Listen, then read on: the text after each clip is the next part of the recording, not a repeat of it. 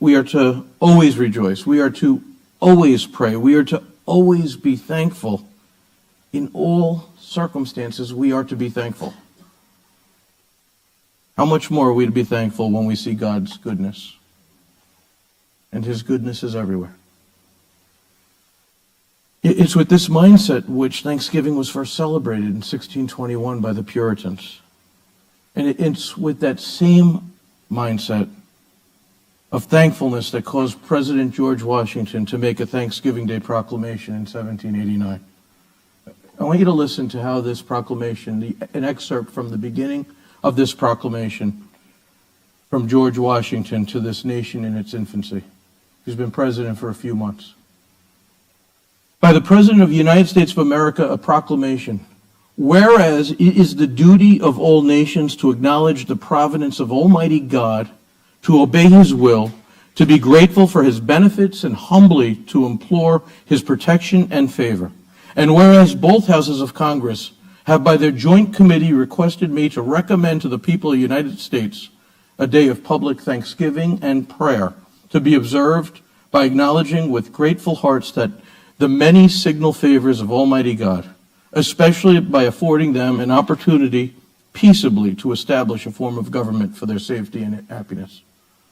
Now, therefore, I do recommend and assign Thursday, the 26th day of November next, to be devoted by the people of these states to the service of that great and glorious being, who is the beneficent author of all the good that was, that is, or that will be. I was amazed when rereading this. Can you imagine this is a president? This is a warrior. And he sounds like the Apostle Paul.